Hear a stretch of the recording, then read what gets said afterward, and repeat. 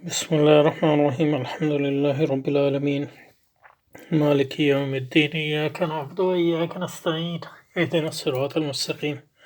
صراط الذين أنعمت عليهم غير المغضوب عليهم ولا الضالين آمين بسم الله اللهم صل على سيدنا ومولانا محمد وعلى آله الطيبين الطاهرين وأزواجه المطهرات أمهات المؤمنين وأصحابه أجمعين برحمتك يا أرحم الراحمين. تو مولانا سعادت حسین سید سعادت حسین حسینی صاحب ماشاءاللہ ان کی تحریر کا مطالعہ کر رہے ہیں۔ تو پچھلی بار ہم نے جدیدیت اور اس کے بارے میں اسلامی رویے کے بارے میں بات کی تھی۔ آج دیکھتے ہیں جدیدیت کی تعریف فرما رہے ہیں تو اس کو دیکھتے ہیں انشاءاللہ۔ تو پیچھے سے ہی پڑھتے ہیں۔ 20ویں صدی روایت پسندی جدیدیت اور مودودی کے مسلک کے اعتدال 20ویں صدی میں اہل اسلام کے سامنے ایک اہم سوال جدیدیت اور اس کے مظاہر کے سلسلے میں صحیح اسلامی رویے کا سوال تھا۔ تو اس پر کافی بحث ہم نے کی پچھلی بار۔ جدیدیت ان فکری اور عملی رجحانات کو کہتے ہیں جو یورپ کی نشاط ثانیہ کے زمانے میں بالخصوص یورپ میں ظاہر ہوئے، لیکن بالعموم تمام معاشروں کی اشراف لیچس کو متاثر کیا جہاں یورپی ممالک کی کالونیاں آباد تھیں، یعنی مستعمرات۔ فکری اور فلسفیانہ سطح پر اس رجحان کا سب سے اہم عنوان عقل انسانی کی لامحدود بالادستی اور کم سے کم اجتماعی اور سماجی معاملات میں مذہب اور مذہبی تعلیمات سے بے نیازی تھا۔ علم کا سرچشمہ عقل اور حواس کو انسانی کو قرار دیا گیا، کہا گیا کہ صرف وہی چیز حق ہے جو عقل اور تجربی کسوٹی پر کھری اترے۔ اس کے علاوہ آزادی، مساوات، مرد و زن، نسائیت، جمہوریت، آزاد بازاری اور مارکسیت کے تصورات بھی اسی جدیدیت سے ابھرے ہیں۔ عملی سطح پر ٹیکنالوجی اور جدید وسائل کا استعمال نئے سیاسی و معاشی نظاموں کاموں کو کرنے اور تنظیم و ادارہ سازی کی نئی ترقی یافتہ طریقے، نئے علوم و فنون اور تحقیقاتوں کے اکتشافات وغیرہ جدید کے عملی مظاہر سمجھے گئے۔ اچھا، تو یہ ان کی جدیدیت کی تعریف سے ہے، اور اس سے زیادہ یعنی مطلب یہ کہ سطحی تعریف جو ہے میرے فیمنی میں، یعنی مطلب یہ کہ اس سے زیادہ سطحی تعریف کیا ہو سکتی ہے۔ تو پہلے دیکھیں کہ جدیدیت کیا ہے، تو اس پہ کافی وقت صرف کریں گے انشاءاللہ۔ تو جدیدیت کیا ہے، تو پہلے دیکھتے ہیں جدیدیت کیا نہیں ہے، تاکہ جو ہے مطلب یہ ہے کہ بہت سی چیزیں جو ہے جدیدیت کیا ہے۔ جدید ماڈرنزم بھی کہتے ہیں، یہ ماڈرنٹی بھی کہتے ہیں۔ تو یہ دور کا نام ہے، جیسے کہ پچھلی بار ہم نے کہا انسانی تاریخ کے ایک دور کا نام جو بہت سے ابھی تک جاری ہے ایک لحاظ سے۔ اور جدیدیت جو ہے ایک پچھلی بار جو ہم نے اس پہ بات کی، ایک تہذیبی تغیر ہے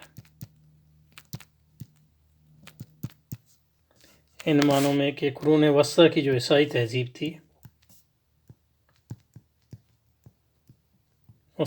جس کو مڈل ایجز کہتے ہیں، اور جو جدیدیت کی جو تاریخ نگاری تھی اس کو ڈارک ایجز بھی کہتے تھے، یعنی قرون مظلمہ۔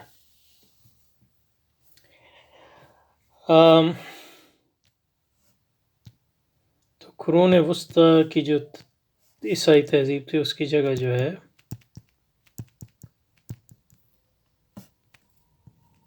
ایک نئی تہذیب کی سنگ میل رکھی گئی اور بنیاد رکھی گئی، جس کو ہم یعنی مختلف نام دیے گئے ہیں، لیکن ہمارے نزدیک وہ ایک سرمایہ دارانہ تہذیب۔ تو وہ کیا عظیم الشان تہذیب ہے، اور ہم نے یہ بھی کہا کہ یہ وہ چیزیں ہیں جو ہزاروں سال میں ایک بار ہوتی ہیں، یعنی تہذیبی تغیر جو ہے ہزاروں سال میں ایک مرتبہ ہوتا ہے۔ اور اس میں وقت لگتا ہے، یعنی مطلب یہ ہے کہ جیسے کہ حضرت فرما رہے ہیں یہ نشاط ثانیہ کے زمانے میں یعنی 16ویں صدی سے اس کا آغاز ہوا، لیکن یہ کہ اگر آپ لمبی نگاہ دیکھیں تاریخ پہ تو آپ اس کا آغاز جو ہے یعنی اس کی ابتدا تھوڑی بہت جو ہے 12ویں 13ویں صدی سے آپ کو مل جائے گی، لیکن جو وہ پوری طرح غالب آئی اور عیسائیت بطور تہذیب جو ہے مکمل یعنی شکست کھائی، وہ یعنی اس کے آثار آپ کو ملیں گے۔ آثار تو 16ویں 17ویں صدی سے ملنا شروع ہو جائیں گے، لیکن وہ 19ویں صدی میں اور پھر 20ویں صدی میں اس کا ڈسائسو۔ اور اس میں ہم نے یہ بھی کہا پچھلی بار کہ جدیدیت کا تعلق جدید سے سچ کوئی نہیں، یعنی مطلب یہ انہوں نے اپنے آپ ہر نئی جدیدیت کا مطلب نہیں ہے کہ نئی چیز اور وہ قدیم کی مخالفت، کیونکہ جدیدیت حقیقت ہے، حقیقت جدیدیت نے بہت سی پرانی جو گمراہیاں تھیں ان کو واپس لائے، اس لیے اس کو نشاط ثانیہ بھی اسی لیے کہتے ہیں کہ وہ نشاط ثانیہ کی جو تحریک تھی وہ اس کو جو بیان کیا گیا شروع میں وہ revival of the classical literature, یعنی کلاسیکی ادب کا احیاء،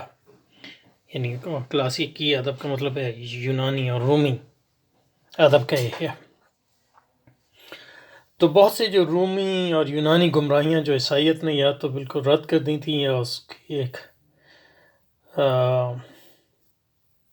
ڈائلیوٹڈ شکل یا اس کی جو یہ ایک کمزور شکل کو باقی رکھا تھا اپنے ہاں، وہ انہوں نے جو ہے اس کو یا مرکزی حیثیت دے دی۔ تو اس لحاظ سے جدیدیت کوئی قدیم کی مخالف نہیں ہے نا، تو اس پہ بات کریں گے انشاءاللہ اور، لیکن اس میں یہاں تک جو ہے ہم نے پچھلی بار کیا تھا۔ اب دیکھیں جدیدیت کیا ہے۔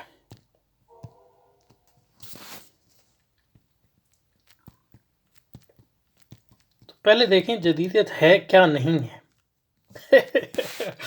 تاکہ مطلب یہ ہے کہ بہت سے دعوے جو حضرت نے کی ہے اس پہلی بات تو یہ ہے کہ جدیدیت بطور ذات فی نفسہی نہ تو سائنس ہے، یہ نہیں، سائنس میں اس کا ایک مقام ہے جس پر ہمیں گفتگو ہے، نہ ٹیکنالوجی ہے، نہ عقل کی برتری کا دعویٰ بطور خود، کیونکہ عقل کی برتری کے دعوے جو ہیں یونانیوں کے ہاں بھی تھے، رومیوں کے ہاں بھی تھے، عیسائیوں کے ہاں بھی ایسے، مسلمانوں کے ہاں بھی تھے، مطلب نہ مذہب کا رد ہے، کیونکہ یہ مولانا جو سمجھ رہے ہیں کہ مذہب کوئی جدیدیت ایسا مذہب کے خلاف تھی، مطلب یہ کہ اس میں ایکچولی ہم دیکھیں گے کہ مطلب یہ کہ مذہب کا بہت بڑا رول تھا اس جدیدیت کو، کیونکہ پروٹیسٹنٹزم جو ہے وہ جدیدیت کا مذہب تھا ابتدائی، یعنی جدیدیت کے نظریات ہیں بہت سے، ان میں سے ایک نظریات یعنی جدیدیت کے جو مذاہب ہیں، جدیدیت خود تو ایک تہذیب ہے، اور جدیدیت کے جیسے اسلام ایک تہذیب ہے لیکن اسلام کے کئی مذاہب ہیں، اسی طرح جدیدیت ایک تہذیب ہے، اس کے کئی مذاہب ہیں۔ تو 16ویں 17ویں صدی میں 18ویں صدی میں پروٹیسٹنٹزم اور اس کے مختلف فرقے جو ہے جدیدیت کے سب سے اہم ترین علم بردار تھے، اور انہی کی وجہ سے جو عیسائی تہذیب کے اندر جو جدیدیت نے رسوخ کیا وہ سیکولرزم کی، یہ مطلب یہ کہ الحاد کی بنیاد پہ نہیں ہو سکتا تھا۔ تو یہ کہنا کہ جدیدیت کوئی فی نفسی سائنس، ٹیکنالوجی یا عقل کی برتری اور مذہب سے بیزاری کا نام ہے، یہ بالکل درست نہیں، اور یہ جدیدیت کو ہاں مطلب یہ کہ جدیدیت کا عمومی اثر یہ ہوتا ہے کہ لانگ رن میں یعنی بالآخر مذہب جو الہامی مذاہب ہیں ان کی، خاص طور پہ ابراہیمی مذاہب، ان کی یعنی ایک بطور مطلب یہ کہ اصطلاحاً استعمال کر رہا ہوں، ورنہ تو ابراہیم علیہ السلام کا ایک ہی دین ہے، اسلام ہے، لیکن جو منسوب کیے جاتے ہیں ان سے، تو ابراہیمی مذاہب وہ کمزور ہوتے ہیں، اور ان کا تہذیبی اثر بالکل کمزور ہو جاتا ہے جب جدیدیت. لیکن جدیدیت جو ہے وہ ایسے جدیدیت جو ہے مذہب کا بطور خود جو ہے رد نہیں ہے، بلکہ مذہب جو ہے اس کے فروغ میں تاریخی طور پر اس کا بہت اہم کردار رہا ہے. تو یہ جو ہے بہت اہم ہے کہ کیا نہیں ہے جدیدیت. اور جیسے کہ میں نے کہا، مطلب یہ کہ مذہب جدیدیت کا مطلب یہ مذہب کا رد نہیں ہے، بلکہ مذہب نے خاص طور پہ ابتداً پہلی 2-3 صدیوں میں جدیدیت کے فروغ میں اہم کردار، خاص قسم کی مذہب. تو اس لیے آپ دیکھیں کہ سائنس کے اساتین کو دیکھ لیں، لیکن نیوٹن کو دیکھ لیں. یہ میں اس پہ تھوڑا وقت اس لیے صرف کر رہا ہوں کہ حضرت حسینی صاحب نے اس کو ایک اپنا بنیادی بنایا، اور بہت سے لوگ یہی سمجھتے ہیں کہ نیوٹن جو ہے، تو اس لیے مطلب یہ کہ آج جدیدیت جو ہے وہ اسلام کے خلاف ہے، صرف اسلام کی بحثیت تہذیب کی، لیکن بحثیت مذہب وہ اس سے جو ہے مفاہمت کرنے کے لیے تیار ہے، مفاہمت. اور یہ اس کے لیے ضروری ہے، کیونکہ مذہب ہمارے معاشروں میں بھی مذہب کے بغیر جدیدیت فروغ اتنا نہیں پا سکتی ڈیپلی. تو اس لیے مطلب یہ کہ علماء کے درمیان اور اسلامی تحریکوں کے درمیان استعمار کی گماشتوں کو تلاش کرنا، یہ استعمار کا بہت بڑا یعنی مطلب ایک ہدف ہے، کیونکہ جو گمراہیاں وہ اسلام کے ذریعے، اسلام کے نام پہ پھیلا سکتے ہیں، وہ الہات کے نام پہ اتنی آسانی سے نہیں پھیلا سکتے. تو اب نیوٹن کو دیکھیں، جو مطلب یہ ہے کہ فزکس کا بانی ہے، اور ایک طرح سے مطلب نئے یا یعنی اس نے، وہ ایک کٹر مذہبی عیسائی شخص تھا اور پروٹیسٹنٹ تھا، ایک لحاظ سے موحد بھی تھا، مطلب اس کا تعلق جو ہے یونینس سے تھا.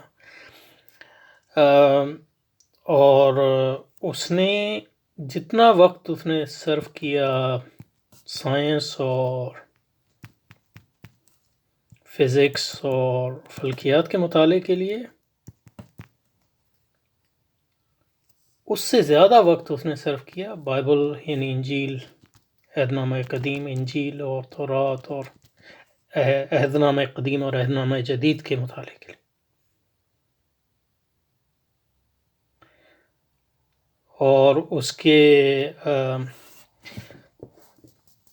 انجیل پر مہارت کا آپ اس سے لگا سکتے ہیں کہ لوک جو یعنی پروٹیسٹنٹ عیسائیت کا ایک بہت بڑا مفکر ہے، لبرلزم کے بانیوں میں سے ہے، کلاسیکل لبرلزم کے، اس کو جب اپنی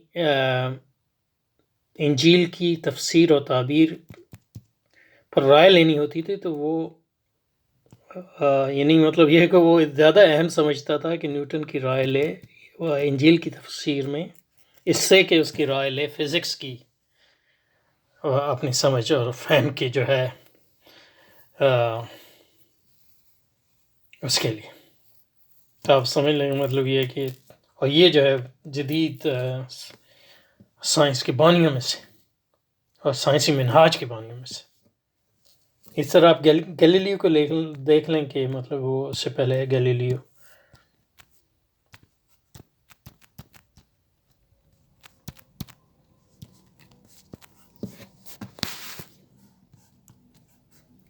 کو دیکھ لیں، وہ یعنی گیلیلیو کے بغیر آپ نیوٹن کا تصور نہیں کر سکتے.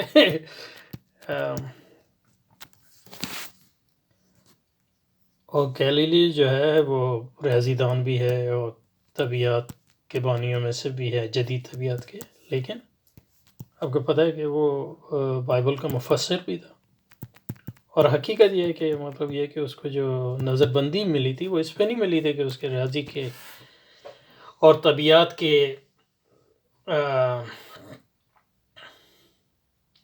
ریاضی کے اور طبیعت کے افکار جو ہیں وہ چرچ کے عقائد کے خلاف تھے، بلکہ یہ کہ اس کی نظر بندی کی بنیاد یہ تھی کہ گو کہ اس کے جو بڑے بڑے پادری تھے اس کے دوست بھی تھے، لیکن کچھ پادریوں کو اس پہ اعتراض تھا کہ یہ مطلب یہ کہ ایک عیسائی عالم نہ ہونے کے باوجود جو ہے یہ بائبل کی تفسیر کیسے کر رہا ہے، اس پہ ان کو اعتراض تھا۔ اس طرح آپ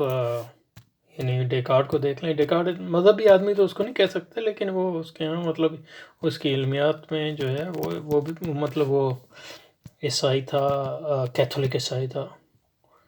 اور اس کی مطلب علمیات جو ہے خدا کا تصور اس میں بڑا اہم ہے۔ اس طرح آپ کانٹ لے لیں، اس کو بھی مطلب اتنا مذہبی آدمی نہیں کہہ سکتے، لیکن وہ پروٹیسٹنٹزم سے آیا، اور اس کو پروٹیسٹنٹ اس کے والدین بھی پروٹیسٹنٹ تھے، اور ان کا ایک پروٹیسٹنٹ فرقے سے تعلق تھا جس کو پائٹسٹ کہتے تھے، یعنی اہل تقوی۔ اور کانٹ نے جو ہے، کانٹ کی اگر آپ اس کی کتاب جو عیسائیت کی عقلی تعبیر کے بارے میں ہے وہ دیکھیں تو اس کو آپ کو پتہ چلے گا کہ وہ بائبل کا ماہر ہے۔ اس طرح آپ ہیگل کو دیکھ لیں، وہ بھی پروٹیسٹنٹ عیسائی، اور عیسائی سیمینری کا پڑھا ہے، یعنی مطلب یہ کہ وہ عیسائی مدرسے کا فارغ التحصیل تھا۔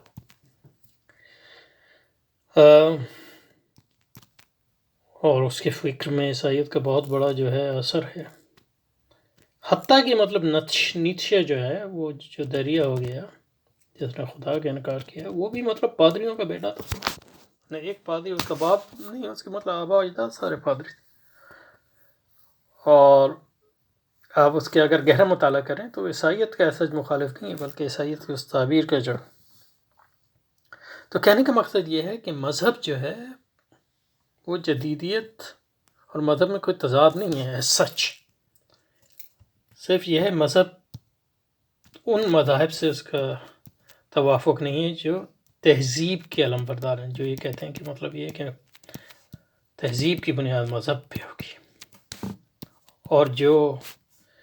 جدیدیت کا رد کرتے ہیں جو مذاہب، لیکن جو مذاہب جو ہیں جدیدیت کے لیے بنیادیں فراہم کرتے ہیں جیسے پروٹیسٹنٹزم نے کی، تو وہ جو جدیدیت کے حریف رہ سکتے ہیں بہت عرصے تک۔ یہ ہے کہ پھر مطلب یہ کہ ایک مقام آ کر جدیدیت کو مذہب کی اتنی ضرورت نہیں رہتی، تو اس کھلے الحاد جو ہے پھر اس کا امکان ہو جاتا ہے، اور لیکن یہ کہنا کہ مطلب یہ کہ جدیدیت جو ہے مذہب کی سچ خلاف ہے، یہ صحیح نہیں ہے۔ اللہ مذہبی اور جدیدیت کو جو ہے ایک دوسرے کے متبادل سمجھنا، تو یہ مطلب جدیدیت کو نہ سمجھنے کا پیش خیمہ ہوگا، کیونکہ جدیدیت کے مذاہب جو ہیں وہ جدیدیت کے جو نظریات ہیں وہ مذہبی بھی ہو سکتے ہیں، غیر مذہبی بھی ہو سکتے ہیں، خدا پرستانہ بھی ہو سکتے ہیں ایک حد میں، اور الہاد پرستی والے بھی ہو سکتے ہیں۔ اور تاریخی طور پہ جو جدیدیت کو فروغ ہوا عیسائی معاشروں میں اور کسی حد تک مسلمان معاشروں میں بھی، مطلب یہ ہے کہ سر سید احمد خان کے بغیر جو ہے ہمارے وہ سر سید احمد خان جو ہے وہ ایک مولوی نہیں تھے، لیکن اس کا ایک مولوی لیکن انہوں نے قرآن کی تفسیریں کی وغیرہ وغیرہ، اور اس لحاظ سے جو ہے، اور ہمارے ہاں جدیدیت رد اس لیے ہوئی کہ علماء نے جو جدیدیت کا رد کیا، سر سید کا رد کیا۔ اب علماء کے سر سید کے رد کے بغیر ہم تصور کر سکتے ہیں مولانا مودودی کی تحریک؟ تو یہ اہم چیز ہے۔ تو ابھی تو ہم نے جدید کی تعریف ہی نہیں کی، تو اس پہ میرا خیال ہے لیکن یہ اہم بحث تھی کہ یہ سمجھا جائے کہ جدیدیت کیا نہیں ہے۔ تو جدیدیت ان فکری اور عملی رجحانات کو کہتے ہیں یورپ کے نشاط ثانیہ میں بالخصوص یورپ میں ظاہر ہوئے، لیکن بالعموم تمام معاشروں کی اشرافیہ کو متاثر کیا جو جہاں یورپی مستعمرات قائم ہوں۔ فکری اور فلسفیانہ سطح پر اس رجحان کا سب سے اہم عنوان عقل انسانی کی لامحدود بالادستی اور کم سے کم اجتماعی اور سماجی معاملے میں مذہب اور مذہبی تعلیمات سے بے نیازی۔ تو عقل انسانی کی لامحدود بالادستی یعنی جدیدیت کو سمجھنے میں اہم ہے یہ تصور، لیکن یہ سمجھنا کہ عقل انسانی کی لامحدود بالادستی جو ہے وہ جدیدیت ہے، یہ صحیح نہیں۔ کیونکہ جدیدیت جو ہے اس کی یہ اہم نہیں ہے کہ عقل انسانی کی محدود اور یا لامحدود بالادستی، بلکہ عقل انسانی کا اس کا تصور کیا ہے، یہ زیادہ اہم، اور کم سے کم اجتماعی اور سماجی معاملات میں مذہب اور مذہبی تعلیمات سے بے نیازی۔ تو یہ اس کا دور رس نتائج ہیں، لیکن یہ کہ یہ سمجھنا کہ مذہب جو ہے وہ جدیدیت کے لیے اہم نہیں ہے، یہ غلط ہے، کیونکہ جو مذاہب خاص طور پر پروٹسٹنٹزم کے بغیر جو جدیدیت کا تہذیبی غلبہ ہے وہ بالکل ناممکن تھا۔ تو اور نہ ٹیکنالوجی کا نام ہے ایز سچ، نہ نئے علوم و فنون کا نام ہے، نہ سائنس کا نام ہے، نہ آزادی، مساوات، مرد و زن، نسائی جمہوریت اور مارکسیت ایز سچ جدیدیت اس کا نام ہے، کیونکہ مساوات مرد و زن ابھرتے ہیں، لیکن مطلب یہ کہ شروع سے تو نہیں تھے، یعنی مطلب جدیدیت جو ہے مردوں کی مردانگیت کے ساتھ بھی اس کا لگا ہے، نسوانیت کے ساتھ بھی ہے، اور جمہوریت کے ساتھ بھی ہے، لیکن غیر جمہوریت کے ساتھ بھی ہے، یعنی ساری لیبرل جو ریاستیں تھیں شروع کی وہ ساری غیر جمہوری تھیں، اور آج بھی مطلب غیر جمہوریت اور جمہوریت دونوں اہم ہیں اس کے لیے۔ تو یعنی کہنا یہ ہے کہ یہ مظاہر ہیں مختلف جدیدیت کے جو مختلف سطح پر اور مختلف اس کے ادوار میں آتے ہیں، لیکن یہ کہ یہ جدیدیت سچ نہیں ہے، یہ بذات ہی جدیدیت نہیں ہے۔ جدیدیت یہ نہیں ہے کہ عقل کی بالادستی ہو، جدیدیت بطور خود یہ نہیں ہے کہ مطلب یہ نہیں، جدیدیت جو ہے اس کے ریشنل جو ہیں وہ مظاہر بھی ہیں، اور زیادہ اہم بات یہ ہے کہ عقل، یعنی یہ تو بات ہی بالکل بے معنی ہے کہ عقل کی بالادستی۔ سوال یہ ہے کہ کس عقل کی بالادستی، یعنی مطلب یہ ہے کہ اب آپ کا عقل کا تصور کیا ہے۔ ہم بھی عقل کی لامحدود بالادستی کے قائم ہیں، اور انسانی عقل کے علاوہ تو کوئی اور عقل ہے ہی نہیں۔ تو مطلب یہ کہنا کہ یعنی کہ غیر انسانی عقل، تو سوال یہ نہیں ہے کہ عقل کی بالادستی، ہم بھی عقل کی بالادستی چاہتے ہیں، لیکن یہ کہ ہمارا عقل کا تصور الگ ہے۔ تو کہنے کا مطلب نہ جو ہے سائنس اور ٹیکنالوجی بذات خود جو ہے وہ جدیدیت ہے۔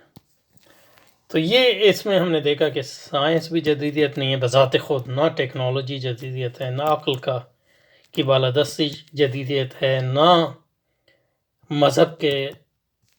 رد جدیدیت ہے، نہ مذہب کا کو قبول کرنا جدیدیت ہے ایز سچ۔ جدیدیت ان سب سے کمپیٹیبل ہے۔ جدیدیت جو ہے ان میں سے کوئی چیز بھی جدیدیت نہیں۔ جدیدیت ایک دور ہے، انسانی دور، جس کا غلبہ شروع ہونا ہوا 16ویں صدی سے، اور اس کا غلبہ یورپ میں مکمل ہو گیا 20ویں صدی میں، جہاں تہذیب تو ایک چیز جو سے قرون وسطیٰ کی جو عیسائی تہذیب تھی اس کی جگہ ایک نئی تہذیب رکھی، اس کا نام اب جدیدیت دے دیں یا سرمایہ لے لیں۔ تو اس میں دیکھنا یہ ہوگا کہ عیسائی تہذیب کی بنیاد کیا تھی، اور اس نئی تہذیب نے اس کی جگہ کیا رکھا، اور کس بنیاد پہ اس کو رد کیا، اور کن معنوں میں عیسائیت کی رد ہے اور کن معنوں میں عیسائی تہذیب کا تسلسل بھی ہے۔ تو یہ سب سمجھنا جو ہے اہم ہے۔ تو انشاءاللہ آج جو ہے صرف یہ کیا ہے کہ جدیدیت کیا نہیں ہے، تو انشاءاللہ اگلی بار جو ہے کوشش کریں گے کہ ایک یا دو نشستوں میں یہ مختصراً سمجھنے کی کوشش کریں کہ جدیدیت کیا ہے، کیونکہ اسی سے پھر مطلب سعادت اللہ حسینی صاحب کی بحث سمجھ میں آئے گی۔